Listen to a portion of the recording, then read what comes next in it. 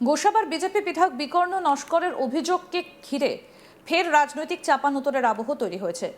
নির্বাচনের ফল ঘোষণার দিন তার উপর হামলার ঘটনায় এবার শুধু থানায় অভিযোগ জানিয়েই থেমে থাকেননি তিনি।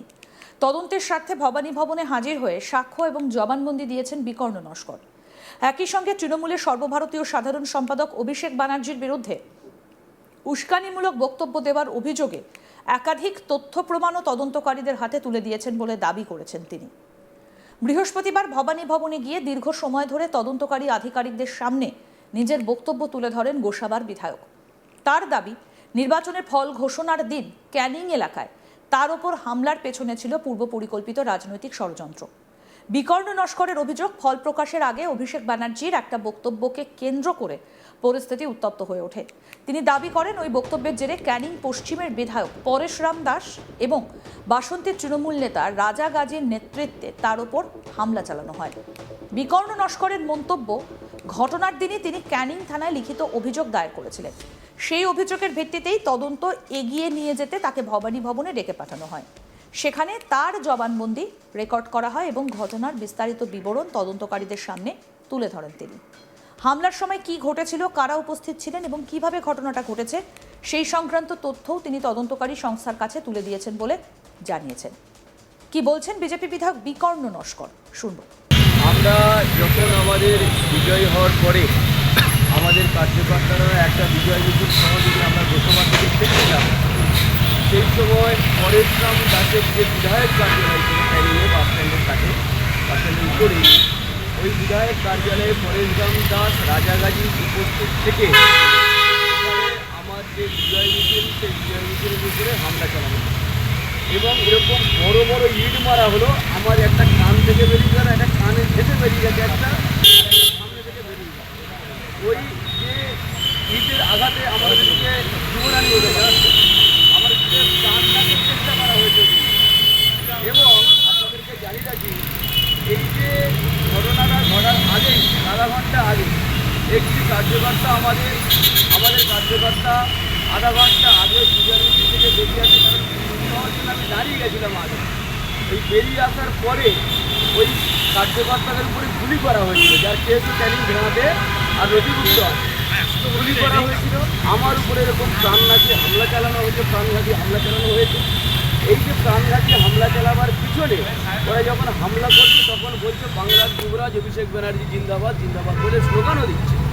এর পিছনে অভিষেক ব্যানার্জিকে বিভিন্ন জায়গায় ডিজে বাজিয়ে রবীন্দ্রসঙ্গীত সঙ্গে ডিজে বাজানো হবে, এই যে আইটাকে মন্তব্য, এই মন্তব্যের জন্যই কিন্তু এটা ঘটনা ঘটেছে।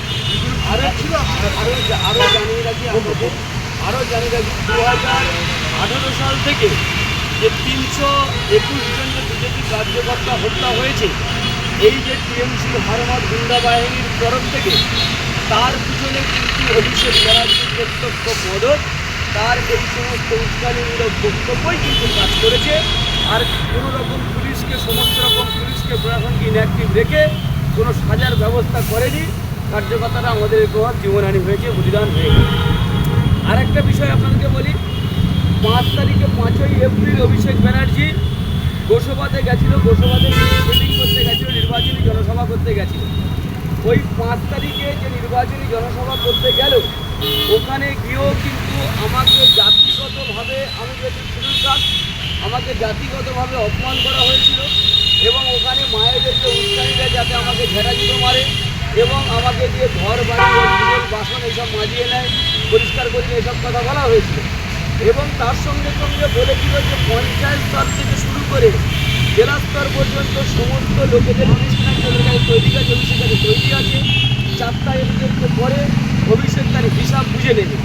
এই যে হিসাব বুঝে নেওয়া এবং আমার যে বিজয় মিছিল যাওয়া, ডিজে বাজানোর যে মন্তব্য, এই মন্তব্যের ফলেই আমার উপরে যে প্রাণঘাতী হামলা হয়েছিল, তার জন্য আমি ক্যানিং থানাতে একটি কেসও আমি নথিভুক্ত সেদিনকে করেছিলাম।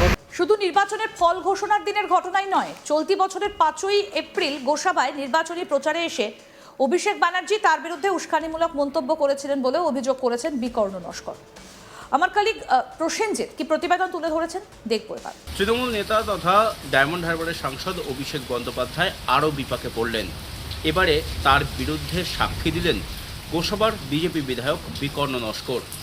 গত 4 মে যখন নির্বাচনের ফল ঘোষণা হয়েছে, গোসাবা বিধানসভা কেন্দ্র থেকে জয়লাভ করেছেন বিকর্ণ নস্কর, তখন তিনি তার কর্মী সমর্থকদের নিয়ে যখন ক্যানিং বঙ্কিম সর্দার কলেজ থেকে গোসাবার উদ্দেশ্যে যাচ্ছিলেন, তখনই ক্যানিং বাসস্ট্যান্ড লাগোয়া এলাকায়, যেখানে ক্যানিং পশ্চিমের বিধায়ক পরেশরাম দাসের দলীয় কার্যালয় রয়েছে, সেখানে এবং দ্বিতীয় দফায় ক্যানিংয়ে মাতলা সেতুর সম্মুখে তার উপরে হামলা চালানো হয়, এমনটাই অভিযোগ।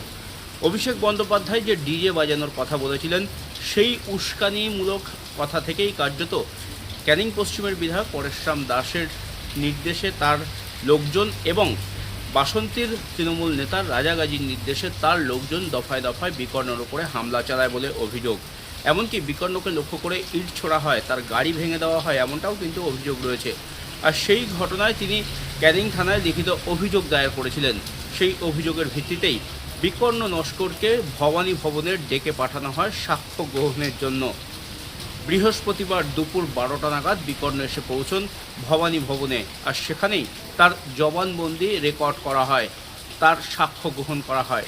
বিকর্ণ জানিয়েছেন, শুধু ভোটের জয়ের পর 4 মের যে ঘটনা, শুধু তাই নয়, এর আগে 5ই এপ্রিল যখন নির্বাচনী প্রচারে অভিষেক বন্দ্যোপাধ্যায় গোসাবাতে এসেছিলেন, সেই নির্বাচনী প্রচারের মঞ্চ থেকে অভিষেক বন্দ্যোপাধ্যায় নানা ধরনের উস্কানিমূলক কথাবার্তা বলেছিলেন।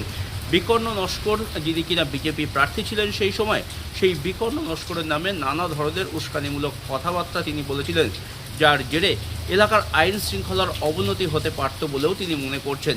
সেই সমস্ত ভিডিও ফুটেজ বিকর্ণ এদিন ভবানী ভবনে তদন্তকারী আধিকারিকদের হাতে তুলে দেন। বিকর্ণ জানিয়েছেন, অভিষেক বন্দ্যোপাধ্যায়ের নানা ধরনের উস্কানিমূলক কথাবার্তা এবং তিনি যে ধরনের মন্তব্য করেছেন, তার জেরেই এলাকার আইন শৃঙ্খলার পরিস্থিতির অবনতি হয়েছে।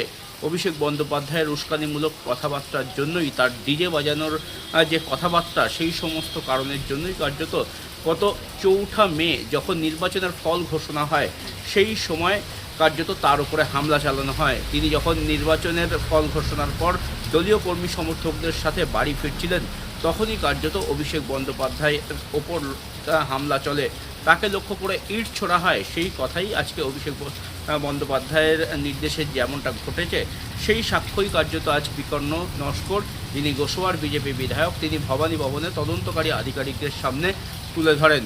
পাশাপাশি বেশ কিছু ভিডিও ফুটেজও তিনি কিন্তু তদন্তকারী আধিকারিকদের দিয়েছেন, তেমনটাই জানিয়েছেন। আর এই ঘটনার জেরে অভিষেক বন্দ্যোপাধ্যায় কিন্তু আরও খানিকটা বিপাকে পড়লেন। লাগাতার তার বিরুদ্ধে দক্ষিণ 24 পরগনা জেলার একাধিক থানায় অভিযোগ দায়ের হচ্ছে। একদিকে যেমন অন্য বিজেপি নেতা অভিজিৎ দাস ববির নেতৃত্বে একাধিক থানায়, ডায়মন্ড হারবার লোকসভা কেন্দ্রের অন্তর্গত একাধিক থানায় সেবাশ্রয় থেকে শুরু করে নানা ধরনের দুর্নীতির অভিযোগ তুলে অভিষেক বন্দ্যোপাধ্যায় এবং তার সঙ্গী সাথীদের নামে অভিযোগ দায়ের হচ্ছে। তিনি নতুন করে এদিন অভিযোগ যে দায়ের হয়েছে, বিকর্ণ নস্কর যে অভিযোগ দায়ের করেছেন এবং অভিষেক বন্দ্যোপাধ্যায়ের বিরুদ্ধে যে সাক্ষ্য দিয়েছেন ভবানী ভবনে, তা কিন্তু আবারও সামনে চলে এলো। ফলে আরও খানিকটা বিপাকে পড়লেন তৃণমূল নেতা, ডায়মন্ড হারবারের সাংসদ অভিষেক বন্দ্যোপাধ্যায়। আরও আপডেট পেতে দেখতে থাকুন আজ তাক বাংলা, সাবস্ক্রাইব করুন।